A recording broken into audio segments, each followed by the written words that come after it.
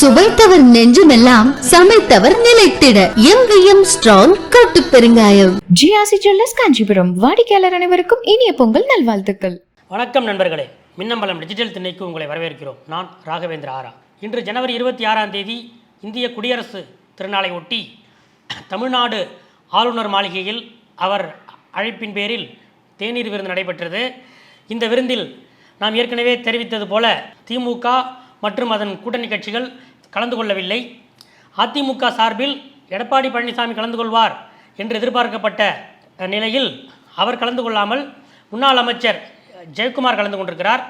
அதே போல் தமிழ்நாடு பாஜக சார்பில் அதன் மாநில தலைவர் அண்ணாமலை மற்றும் மூத்த தலைவர் ஹெச் ராஜா உள்ளிட்டோர் இந்த தேநீர் விருந்தில் கலந்து கொண்டார்கள்.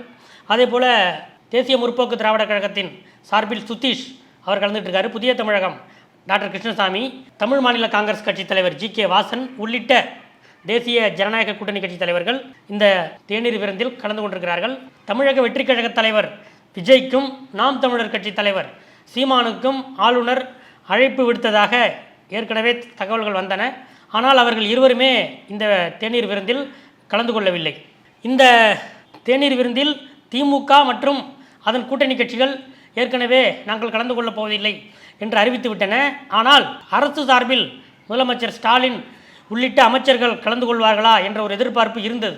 ஏனென்றால் கடந்த ஆகஸ்ட் மாதம் சுதந்திர தினத்தை ஒட்டி ஆளுநர் அளித்த தேநீர் விருந்தில் இதே போல கட்சி பங்கேற்காது, ஆனால் அரசு சார்பில் நாங்கள் பங்கேற்போம் என்று முதலமைச்சர் உள்ளிட்ட அமைச்சர்கள் கலந்து கொண்டார்கள்.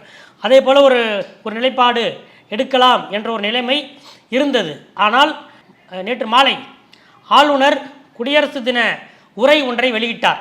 அந்த உரைதான் ஒரு மிகப்பெரிய ஒரு மாற்றத்தை ஏற்படுத்தியது என்று சொல்கிறார்கள். அதாவது இதுவரை இந்திய அரசியலில் இல்லாத அளவுக்கு ஒரு மாநில ஆளுநர் தான் பொறுப்பு வகிக்கும் மாநிலத்தை பற்றி அது சரிவு பாதையில் செல்கிறது, அதோட நிலைமை சரியில்லை என்றெல்லாம் குற்றம் சாட்டி உரையாற்றுகிற முதல் மாநில ஆளுநர் ஆர்.என். ரவிதான் என்று ஆங்கில பத்திரிகைகளை எழுதும் அளவுக்கு நேற்று மாலை ஆளுநர் ஆர்.என். ரவியுடைய அந்த குடியரசு தின உரை அமைந்திருந்தது. அதாவது இந்த தமிழ்நாடு புண்ணிய பூமி என்றெல்லாம் சொன்ன ஆளுநர் தொழில் வளத்திலே நாம் பின்தங்கியிருக்கிறோம், உயர்கல்வியில் நாம் பின்தங்கியிருக்கிறோம், மாணவர்கள் அதாவது தமிழ்நாடு அரசு பள்ளி மாணவர்களின் தரம் பின்னோக்கி செல்கிறது என்றெல்லாம் சொல்லி தமிழ்நாடு சரிவு பாதையை நோக்கி செல்கிறது என்று சொல்லியிருந்தார். இந்த வருடத்தின் முதல் சட்டமன்ற கூட்டத்தொடரில் ஆளுநர் உரைக்காக ஆளுநர் ஆர்.என். ரவி அவர்கள் அழைக்கப்பட்ட போது அங்கே என்ன நடந்தது என்று நம் அனைவருக்கும் தெரியும். ஆளுநர் உரை, அதாவது தமிழ்நாடு அரசு தயாரித்த ஆளுநர் உரையை ஆளுநர் வாசிக்க மறுத்துவிட்டார். இந்த நிலையில் இந்த குடியரசு தின விழாவை ஒட்டி ஆளுநர் உரையாக சட்டமன்றத்தில் ஆளுநர் உரையாக எதையெல்லாம் தான் வாசிக்க அவர் விரும்பினாரோ அந்த விஷயங்களெல்லாம் வைத்து ஆளுநர் உரையாக தயாரித்திருக்கிறார் என்ற ஒரு தகவல் நேற்று காலையிலேயே முதலமைச்சருக்கு உளவுத்துறை மூலம் எட்டியிருக்கிறது என்கிறார்கள். இந்த அடிப்படையில் தான் அப்படி ஒரு அறிக்கை வெளிவரும் பட்சத்தில் அந்த நிலையில் நாம் ஆளுநர் மாளிகையில் தேநீர் விருந்தில் பங்கேற்பது சரியாக இருக்காது என்ற காரணத்தால் நேற்று காலையே முதலமைச்சர் 26ஆம் தேதி மாலை அரிட்டாப்பட்டிக்கு செல்லும் ஒரு முடிவை எடுத்துவிட்டார். அந்த நேரத்தில் அந்த கிராமத்திலிருந்து அந்த மக்கள் பிரதிநிதிகள் கோட்டையில் முதலமைச்சரை சந்தித்து நீங்கள் வர வேண்டும், உங்களுக்கு நாங்கள் நன்றி சொல்ல வந்திருக்கிறோம், நீங்கள் எங்கள் கிராமத்துக்கு வர வேண்டும், அந்த நன்றி அறிவிப்பு விழாவில் கலந்து கொள்ள வேண்டும் என்று அவர்கள் கோரிக்கை வைத்தார்கள். இந்த ஒரு தகவல் வந்ததும் அரிட்டாப்பட்டிலிருந்து மக்கள் பிரதிநிதிகள் சந்தித்ததும் கிட்டத்தட்ட ஒரே நேரத்தில் இருந்த நிலையில் இந்த அடிப்படையில் ஆளுநர் அளிக்கும் தேநீர் விருந்தில் கலந்து கொள்வதில்லை, அதாவது அரசு ரீதியாக, திமுக ரீதியாக அல்ல, அரசு ரீதியாக கூட கலந்து கொள்வதில்லை என்ற முடிவை நேற்று காலையே முதலமைச்சர் எடுத்துவிட்டார் என்று சொல்கிறார்கள் கோட்டை வட்டாரங்களில். இன்று ஆளுநர் மாளிகையில் தேநீர் விருந்து நடக்கும் இந்த நிலையில் முதலமைச்சர் ஸ்டாலின் மதுரை சென்று அரிட்டாப்பட்டி வெள்ளாளப்பட்டியில் அங்கே டங்ஸ்டன் சுரங்கம் அமைய இருந்த அந்த கிராமத்துக்கு சென்று மக்களை சந்தித்து அவர்களோடு உரையாற்றியிருந்தார் இன்று மாலை. இதற்கிடையில் ஆளுநருடைய அந்த குடியரசு தின உரைக்கு தமிழ்நாடு அரசு சார்பில் ஒரு அமைச்சர் ஒரு பதில் அறிக்கையை வெளியிட்டார். அதாவது இது வந்து ஆளுநரோட குடியரசு தின உரை மாதிரி இல்லை, இது வந்து வாட்ஸ்அப் ஃபார்வேர்டு மெசேஜ்களால் நிரம்பிய ஒரு உரை என்று அமைச்சர் மதிவேந்தன் அந்த அறிக்கையை வெளியிட்டிருந்தார்.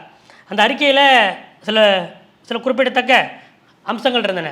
மங்களமான இந்த நேரத்தில் அமங்கலமான முறையில் சில விஷயங்களை சொல்லியுள்ளார் ஆளுநர் என்று அந்த அறிக்கையில் இருந்தது. என்ன, தமிழ்நாடு அமைச்சர் வந்து மங்களம் அமங்கலம் அப்படின்லாம் வார்த்தைகளை யூஸ் பண்ணுறாரே அப்படின்ட்டு ஒரு கேள்வி இருந்தப்ப, இல்லை ஆளுநரோட உரையில் இந்த மங்களமான நாளில் அப்படின்னு அவர் குடியரசு தின நாளை சொல்லியிருந்தார்.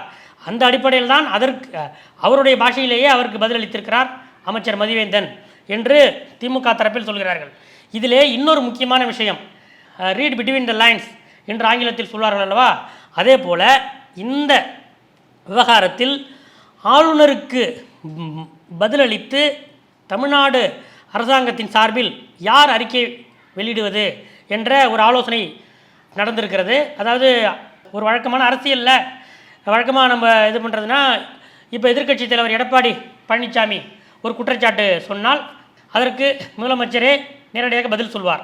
அல்லது முக்கியமான அமைச்சர்கள், துரைமுருகனாக இருக்கட்டும், நேருவாக இருக்கட்டும், அமைச்சர் ஏவா வேலுவாக இருக்கட்டும், இது போன்ற முக்கியமான அமைச்சர்கள் எதிர்க்கட்சி தலைவர் எடப்பாடி பழனிசாமி ஒரு குற்றச்சாட்டை வைக்கும்போது அதுக்கு பதில் சொல்வார்கள். இப்போது கூட அவர் வந்து அந்த சுவிட்சர்லாந்தில் நடந்த ஒரு மாநாடு பற்றி எடப்பாடி பழனிசாமி ஒரு கேள்வி கேட்டிருந்தார். அதற்கு அந்த துறை சார்பாக அங்கே சென்று பங்கேற்ற டிஆர்பி ராஜா அவர் வந்து பதிலளித்து இன்றைக்கு அறிக்கை வெளியிட்டிருந்தார். இப்போ இன்னொரு கட்சி, இப்போ பாட்டாளி மக்கள் கட்சி சார்பில் அரசை குற்றஞ்சாட்டி அரசியல் ரீதியாக ஒரு அறிக்கை வெளியிடுகிறார்கள் என்றால், கலைஞர் காலத்தில் அதே அமைச்சர் துரைமுருகன் அதற்கு ஒரு பதில் அறிக்கை கொடுப்பார். அதாவது டாக்டர் ராமதாஸுக்கு துரைமுருகன் கொடுப்பார், வீரபாண்டி ஆறுமுகம் கொடுப்பார். இப்படி ஒரு ரேஞ்சை கலைஞர் வைத்திருந்தார். இப்போ பாட்டாளி மக்கள் கட்சி ஒரு விஷயத்தை எடுத்து சொல்கிறார்கள் என்றால், ஒரு குற்றம் சாட்டுகிறார்கள் என்றால், அதற்கு அமைச்சர் சிவசங்கர் விளக்கம் கொடுக்கிறார். இப்படி ஒரு அந்த கட்சினா இந்த அமைச்சர், அந்த கட்சினா இந்த அமைச்சர் அப்படின்ற ஒரு அரசியல் ரீதியான ஒரு ரேங்க்கு அல்லது மேலும் சில காரணிகளை அடிப்படையாக வைத்து இந்த பதில் சொல்லும் படலம் இருக்கும். ஆனால் இந்த முறை ஆளுநர் இவ்வளவு கடுமையான குடியரசு தின உரையில் அவர் இப்படி கடுமையான குற்றஞ்சாட்டியிருக்கிறார். அதற்கு பதில் யார் சொல்கிறார் என்றால், இங்கே தான் முதலமைச்சர் ஸ்டாலின் ஆளுநரை எந்த இடத்தில் வைத்திருக்கிறார் என்று பாருங்கள் என்று திமுக வட்டாரத்தில் கூறுகிறார்கள். இதற்கு முதலில் அமைச்சர் துரைமுருகன் அறிக்கை வெளியிடலாமா என்று ஆலோசிக்கப்பட்டது, அமைச்சர் நேரு வெளியிடலாமா என்று ஆலோசிக்கப்பட்டது, துணை முதலமைச்சர் உதயநிதி ஸ்டாலினை அறிக்கை வெளியிட சொல்லலாமா என்று ஆலோசிக்கப்பட்டது. இந்த ஆலோசனைக்கெல்லாம் பிறகு தமிழ்நாடு அரசின் அமைச்சரவை பட்டியலில் 34வது இடத்தில் இருக்கும். அதாவது இன்றைய தமிழ்நாடு அரசுடைய கவுன்சில் ஆஃப் மினிஸ்டர்ஸ் அந்த பட்டியலை நீங்கள் எடுத்து பார்த்தீங்கன்னா, முதலமைச்சர் ஸ்டாலினில் ஆரம்பித்து 35 அமைச்சர்கள் இருக்கிறார்கள். 35வது அமைச்சர் திருமதி கயல்விழி செல்வராஜ் இருக்கிறார். திரு மதிவேந்தன் 34வது இடத்துல இருக்கிறார். 34வது இடத்திலே இருக்கிற அமைச்சர் மதிவேந்தன் ஆளுநருக்கு பதில் சொல்லி அறிக்கை வெளியிடுவார் என்ற ஒரு முடிவெடுக்கப்பட்டு அதன் பேரில் அமைச்சர் மதிவேந்தன் அந்த அறிக்கையை வெளியிட்டார். இதில் வந்து ஆளுநருக்கு முதலமைச்சர் சொல்கிற ஒரு பதில் என்னென்னா, நீங்கள் இவ்வாறு சரமாரியாக நீங்கள் பொறுப்பேற்றிருக்கும், நீங்கள் ஆளுநராக பொறுப்பேற்றிருக்கும் ஒரு மாநிலத்தை பற்றி இவ்வளவு கடுமையான குற்றச்சாட்டுகளை வைக்கிறீர்கள். உங்களுக்கு பதில் சொல்வதற்கு நானோ எனது மூத்த அமைச்சரவை சகாக்களோ வேண்டாம். முதல் முறை அமைச்சராகி இருக்கும் எங்களுடைய அமைச்சரவையில் 34வது இடத்திலே இருக்கிற அமைச்சர் மதிவேந்தனே உங்களுக்கு பதில் சொல்ல போதுமானவர், உங்களுக்கு பதில் சொல்ல ஏற்றவர் என்ற அடிப்படையில் தான் இதை பார்க்க வேண்டும் என்று திமுக வட்டாரத்தில் கூறுகிறார்கள். ஆளுநர் மாளிகையும் இதை எதிர்பார்க்கவில்லை என்று சொல்கிறார்கள். ஒருவேளை முதலமைச்சரே இதற்கு பதில் சொல்லலாம் அல்லது மூத்த அமைச்சர்கள் யாராவது இதற்கு கடுமையான ரியாக்ஷன் காட்டுவார்கள் என்று ஆளுநர் மாளிகையில் எதிர்பார்த்திருக்கிறார்கள். இது வந்து ஒரு செயின் மாதிரி இதை வந்து சில நாட்கள் நீட்டிக்கலாம் என்று கூட அவர்களுக்கு திட்டம் இருந்தது. ஆனால் ஆளுநருடைய அந்த குடியரசு தின உரைக்கு பதில் சொல்லும் அந்த இடத்தில் அமைச்சர் மதிவேந்தனை முதலமைச்சர் வைத்திருக்கிறார். அப்படின்னா அந்த இடத்தில்தான் ஆளுநரை வைத்திருக்கிறார் என்பதுதான் இதற்கு அர்த்தம் என்று திமுக தரப்பில் சொல்கிறார்கள். இதுதான் இன்றைய அரசியல் அப்டேட். அதே போல் இன்று காலை குடியரசு தின விழாவிலே ஆளுநர் வரும்போது முதலமைச்சர் அவரை வரவேற்கிறார், சிரித்து பேசிக் கொண்டிருந்தார்கள். அதெல்லாம் ஒரு பக்கம்.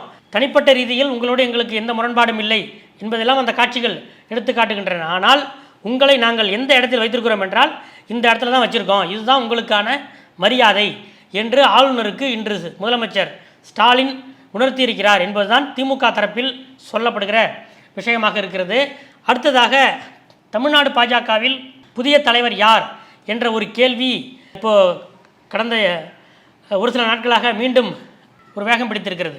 அதாவது தமிழ்நாடு பாஜகவில் இருக்கக்கூடிய 67 மாவட்டங்களில் கிட்டத்தட்ட 50 மாவட்டங்களுக்கு மாவட்ட தலைவர்கள் பட்டியல் வெளியாகிவிட்டது. போன வாரம் முதல் பட்டியல் வெளியானது, நேற்று 2வது பட்டியல் வெளியாகிவிட்டது, நாளை 3வது பட்டியல் வெளியாகிவிடும் என்று எதிர்பார்க்கப்படுகிறது. மொத்த மாவட்ட தலைவர்கள் பட்டியல் வெளிவந்த பிறகு அவர்கள் மூலமாக புதிய மாநில தலைவர் யார் என்ற அந்த தேர்வு நடைபெறும். இந்த நிலையில் அடுத்த தலைவர் யார் என்ற ஒரு கேள்வி பாஜகவிலும் சரி, இது ஏன்னா இந்த கேள்வி பாஜகவுக்கு மட்டுமான கேள்வி அல்ல.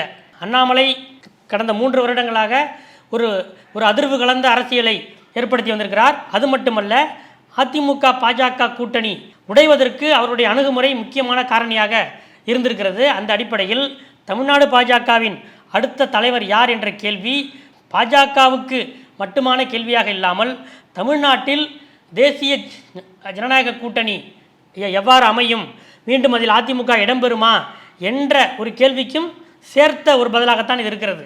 இன்றைக்கு கூட ஆளுநர் அளித்த தேநீர் விருந்தில் அண்ணாமலையும் ஜெயக்குமாரும் ஒருவர் சந்தித்து கைகுலுக்கி கொண்டிருக்கிறார்கள். இதெல்லாம் அங்கே நடக்கிறது. ஆனால் இதெல்லாம் சேர்ந்து கூட்டணி ஆகிவிடுமா என்ற ஒரு கேள்வி இருக்கிறது. அந்த அடிப்படையில் பாஜகவின் அடுத்த மாநில தலைவர் பதவிக்கு நயினார் நாகேந்திரன் மிக கடுமையான முயற்சிகளை செய்து கொண்டிருக்கிறார் என்று அவருடைய வட்டாரத்திலே கூறுகிறார்கள். அவருக்கு குஜராத், ராஜஸ்தான், கர்நாடகா உள்ளிட்ட மாநிலங்களில் குவாரி தொழிலை நயினார் நாகேந்திரன் செய்து வருகிறார். அந்த மாநிலத்திலே உள்ள பாஜக முக்கியஸ்தர்கள் மூலமாக கூட டெல்லியிடம் ரொம்ப அழுத்தம் திருத்தமாக அவர் தனக்கு மாநில தலைவர் பதவி வேண்டும் என்று முயற்சித்து வருகிறார் என்று சொல்கிறார்கள். இன்னொன்று, இப்போது இதுவரையிலான தமிழக பாஜகவின் மாநில தலைவராக சமீப காலங்களில் முக்குளத்து சமுதாயத்தில் இருந்து யாரும் நியமிக்கப்படவில்லை. அந்த வகையில் நயினார் நாகேந்திரன் நியமிக்கப்பட்டால் அது தேர்தல் களத்தில் பாஜகவுக்கு ஒரு புதிய தெம்பாக அமையும் என்பதும் அவருடைய லாபிகளில் ஒன்றாக இருக்கிறது என்று சொல்கிறார்கள். இன்னொரு பக்கம் முன்னாள் ஆளுநரான டாக்டர் தமிழிசை அவரும் முயற்சி செய்து கொண்டிருக்கிறார். சமீபத்தில் கூட அதாவது இந்த புத்தாண்டு பிறக்கும் போது கூட அவர் டெல்லி சென்று பாஜகவின் தேசிய தலைவர் நட்டாவை சந்தித்து வந்தார். இன்றைக்கு அவர் அளித்துள்ள பேட்டியில் அண்ணாமலை நன்றாகத்தான் செயல்படுகிறார், நான் மாநில தலைவர் பதவியை குறிவைத்து நான் ஆளுநர் பதவியை ராஜினாமா செய்தேன் என்பதெல்லாம் உண்மையல்ல, அதெல்லாம் நீங்கள் கிளப்பி விடுறது என்று டாக்டர் தமிழிசை சொல்லியிருக்கிறார். அவரும் பாஜகவின் மாநில தலைவர் பதவியை அடைய முயற்சி செய்து கொண்டிருக்கிறார். இப்படி நயினார் நாகேந்திரன், டாக்டர் தமிழிசை, வானதி சீனிவாசன் உள்ளிட்ட சிலர் முயற்சி செய்து கொண்டிருக்கும் நிலையில் அண்ணாமலை என்ன சொல்கிறார்னா, அவருடைய வட்டாரத்திலே பிரதமர் மோடி என் மீது முழு நம்பிக்கை வைத்திருக்கிறார், அந்த லிட்டில் பாய் இருக்கட்டும் என்று மோடி நம்புகிறார், அதனால் மோடியின் நம்பிக்கையை பெற்ற லிட்டில் பாயான எனக்கு மீண்டும் வாய்ப்பு கிடைக்கும் அப்படின்னு நம்புகிறேன், மோடி செல்வாக்காக இருக்கும் வரையில் எனக்கு எந்த பிரச்சனையும் இல்லை என்பதுதான் அண்ணாமலை தனக்கு நெருக்கமானவர்களிடம் இந்த விஷயம் பற்றி பேசும்போது சொன்ன ஒரு தகவலாக இருக்கிறது என்று சொல்கிறார்கள். இதுதான் இன்றைய அரசியல் அப்டேட். அடுத்தடுத்த அரசியல் அப்டேட்டுகளை அறிந்து கொள்ள தொடர்ந்து காத்திருங்கள். நன்றி. சுவைத்தவர் நெஞ்சுமெல்லாம் சமைத்தவர் நிலைத்திட எங்கேயும் ஸ்ட்ராங் கட்டு பெருங்காயம். ஜிஆர்சி ஜுவல்லர்ஸ் காஞ்சிபுரம் வாடிக்கையாளர் அனைவருக்கும் இனிய பொங்கல் நல்வாழ்த்துக்கள். மின்னம்பலம்.com தமிழின் முதல் மொபைல் பத்திரிகை.